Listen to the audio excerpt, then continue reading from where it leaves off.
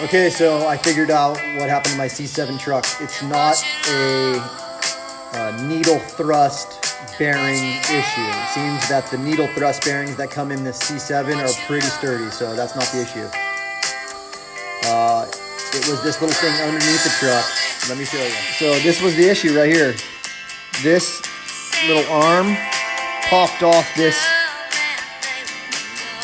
nub right here.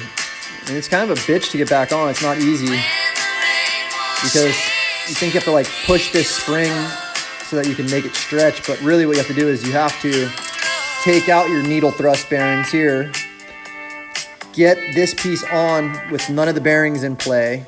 You have to have one of the washers in, then you slide in the second washer, and then you got to push down on this as hard as you can here to try to fit the needle thrust bearing in between the two washers, and then put the smaller set of needle thrust bearings on the top, and then hammer it down again, not too tight. But I guess when I did that 180 today, this popped off right here, and so there's nothing broken. My springs look good.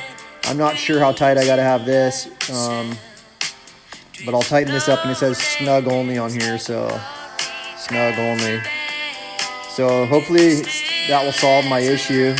Maybe this truck doesn't like doing ollies, but these little needle thrust bearings are still solid. They're more solid than the ones on the Yow because of the way they're made.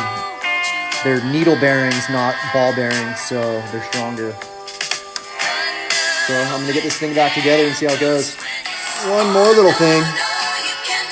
This little bolt right here, it does a shit ton. I didn't realize that. I'm one of those people that if something's not broke, don't fix it, right? But just having to play with this and loosen this up so I could get that little loop back on that little notch underneath, I had to loosen this. And by doing so, this front truck is super responsive now. It almost feels more like my surfboard, rail to rail. Yeah, so you might want to play with this.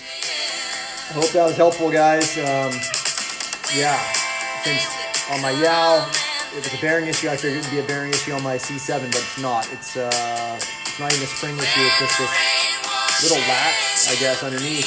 And I don't know how it popped off, maybe just from impact. So when you look at a C7 before you open up the bearings, just take off the truck and look underneath, because that's where pretty much all the mechanism is underneath. So do that before you pop the bearings out. Well,